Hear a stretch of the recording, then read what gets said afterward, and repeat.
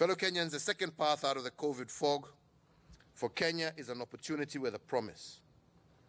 When we reported the first case of COVID-19 more than 15 months ago, the idea of a vaccine was nowhere in our minds. 1 year later, in March 2021, we were able to roll out a national vaccine deployment plan, and our strategy was to vaccinate 10 million adults by June of this year and approximately 16 million by June of 2023. But inspired by acceleration doctrine, which is about constantly increasing the speed of achieving our goal, we revised our vaccine plan, and instead of vaccinating 10 million adults by June of 2022, we expect that we will vaccinate the entire adult population of Kenya, which is 26 million people, by the end of this year.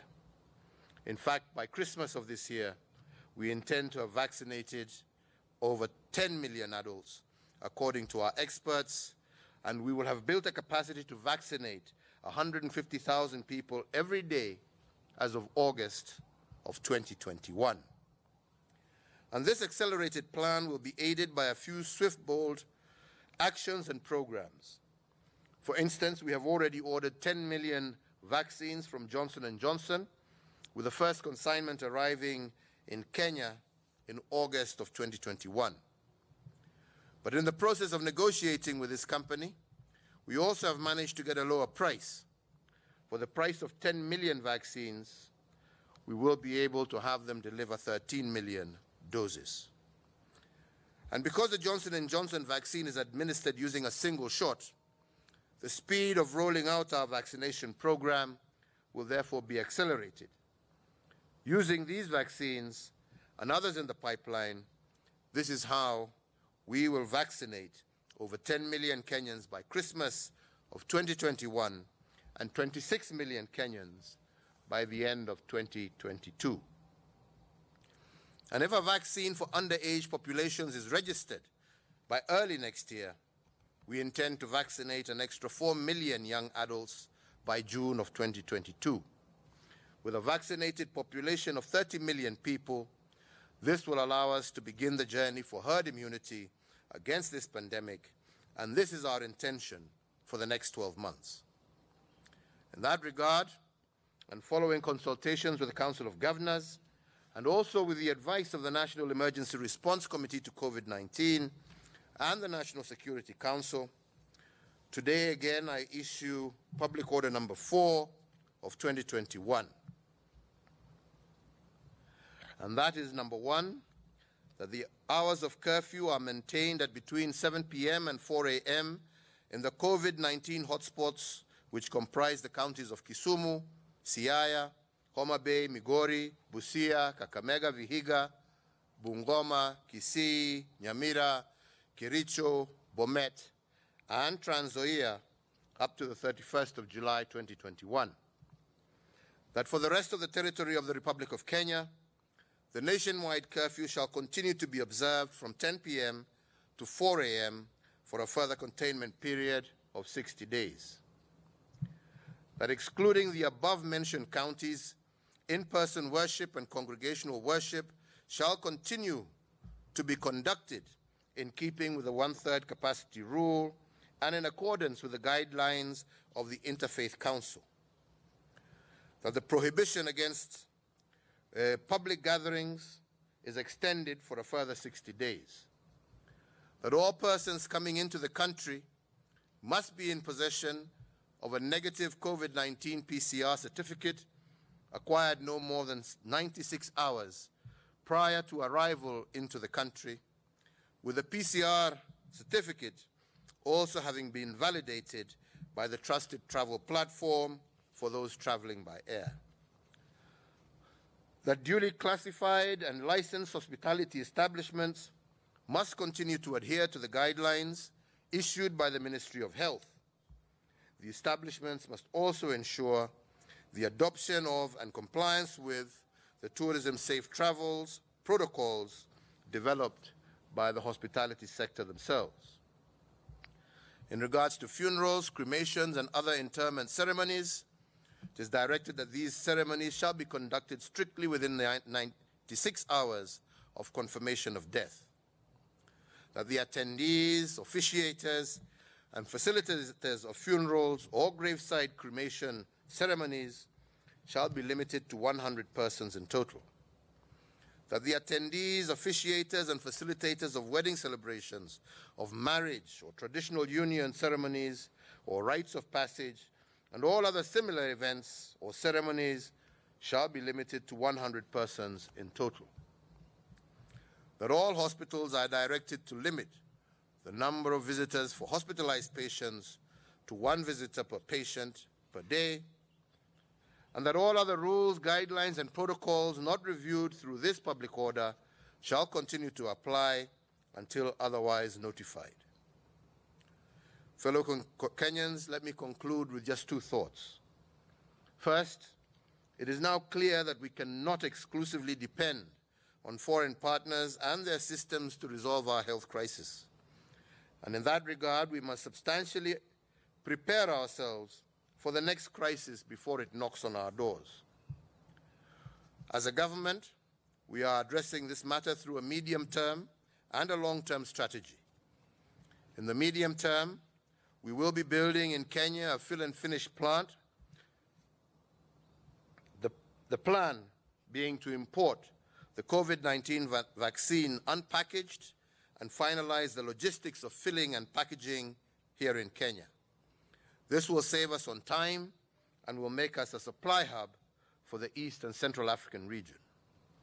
Our long-term strategy is to set up a human vaccine center, and as to this regard, I have directed a multi-agency team to activate this plan and to focus not only on the COVID-19 vaccine, but on any other human vaccines that are needed in our country and in our region.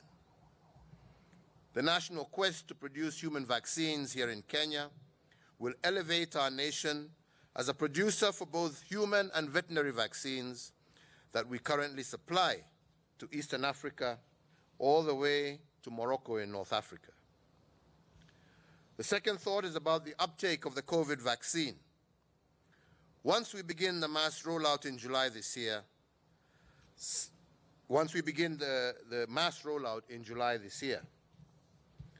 unfortunately, some Kenyans have formed certain theories about vaccination and its effects. Although vaccination is free of charge and no one will be forced to get it, some education about it is critical.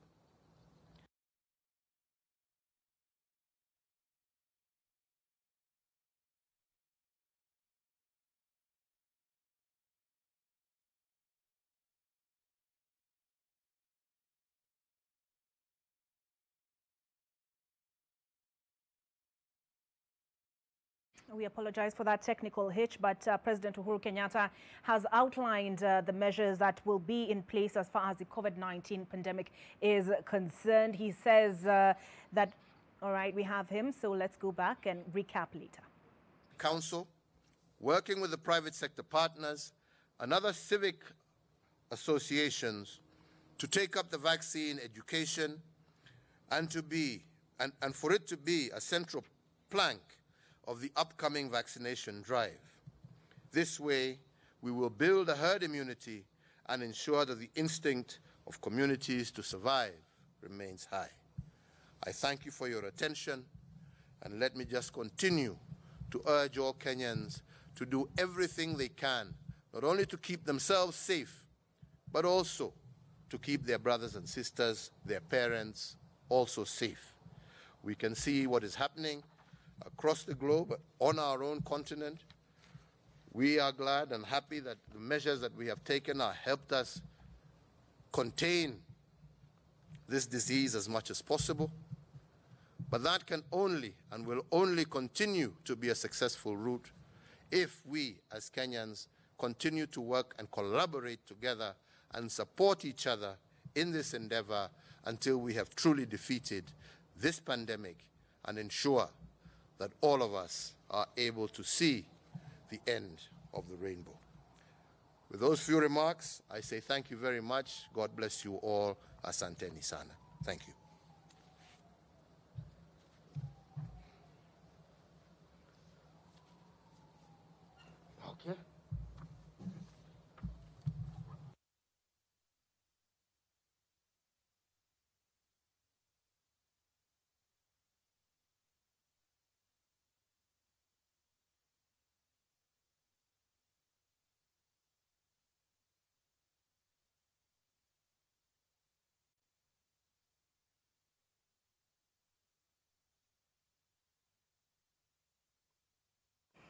President Uhuru Kenyatta speaking to us from State House Nairobi. A number of East African nations have imposed or reimposed lockdowns. He has reinforced some measures, including the curfew that is in place in Nyanza and Western Kenya on account of the COVID-19 escalation of infections. And he's also, again,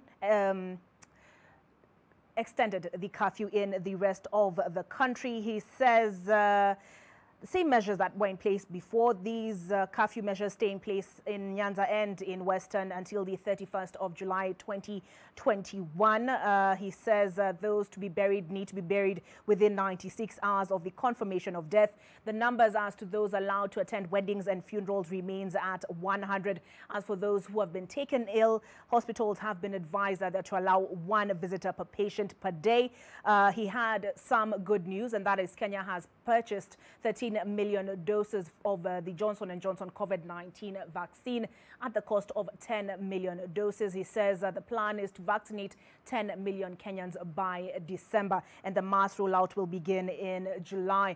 The midterm plan, he says, is for Kenya to import the COVID vaccine unpackaged and package it in the country, as well as distribute it to the rest of the continent. Long term, he says the country is looking at establishing a human vaccine center, that is to produce vaccines both for animals and for humans, to be produced in the country. Those are just some of the COVID-19 mitigation measures that he's outlined. I will recap some of them. That is, the curfew in Nyanza and Western Kenya remains in place until the 31st of July 2021, and that follows an escalation of the Delta variant, which is extremely virulent. And he says, as far as deaths are concerned, persons should be buried within 96 hours of the confirmation of death.